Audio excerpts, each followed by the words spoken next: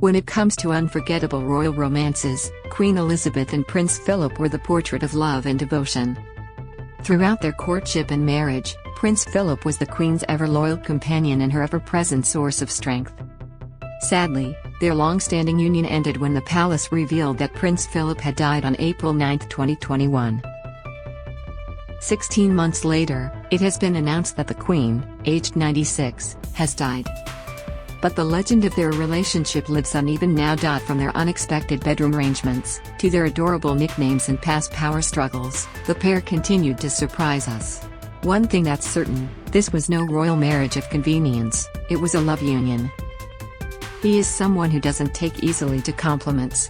But he has, quite simply, been my strength and stay all these years, and I and his whole family, in this and many other countries, owe him a debt greater than he would ever claim or we shall ever know, Her Majesty has previously said of her husband. As for their secret to a successful marriage, the Duke once said it was all about having tolerance and different interests. To celebrate their eternal love, we've rounded up the most fascinating facts you never knew about Prince Philip's marriage to the Queen. They'll be together for all eternity when it comes to their final resting place. It's believed the Queen and Prince Philip will be buried next to each other when she eventually passes.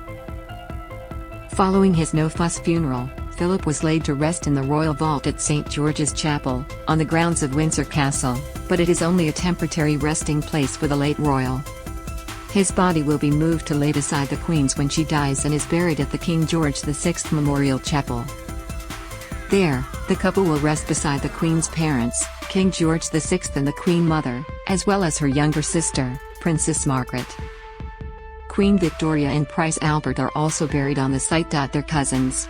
The blue-blooded crowd is a small world, and it turns out, the Queen and Prince Phil are second cousins once removed via their shared relative, King Christian IX of Denmark, and third cousins through their shared great-great-grandmother, Queen Victoria.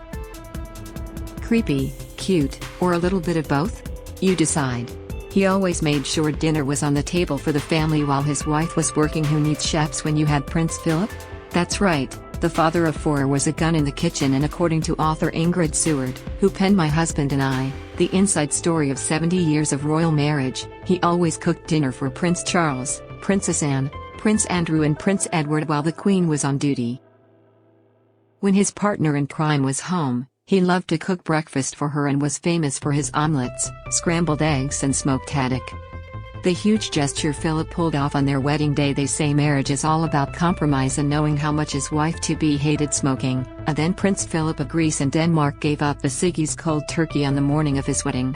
No patches, no nagging, just plain old commitment.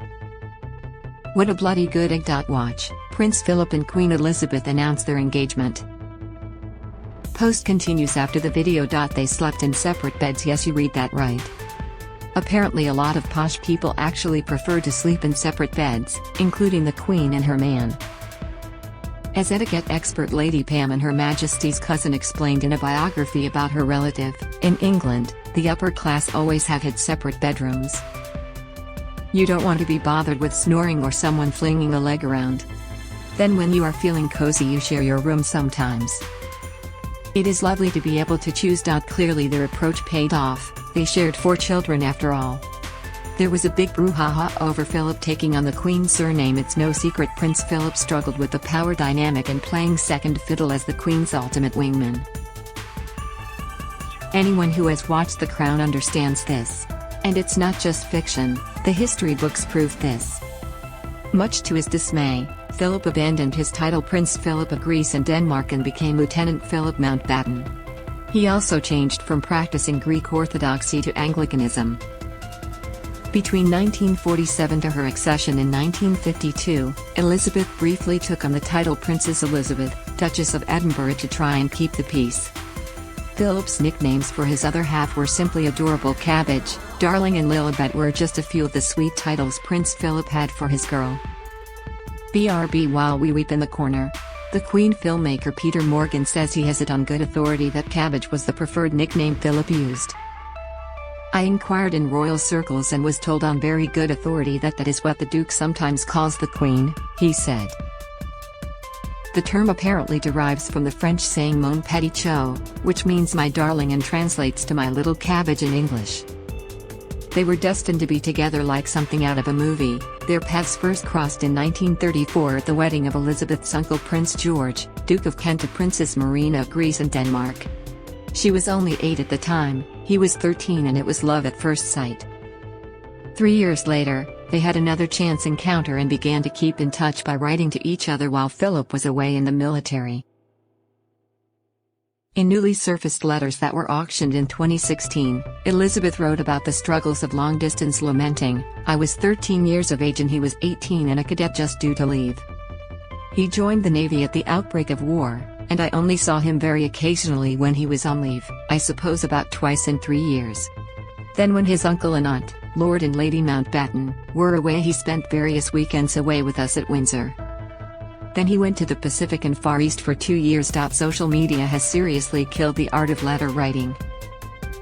They were head over heels from day one during their honeymoon at the Mountbatten estate, Broadlands in Hampshire. The newlyweds both wrote to their family to express their love and gratitude towards their new spouse. I only hope that I can bring up my children in the happy atmosphere of love and fairness which Margaret and I have grown up in. We behave as though we had belonged to each other for years. Philip is an angel, he is so kind and thoughtful," Elizabeth penned to her parents.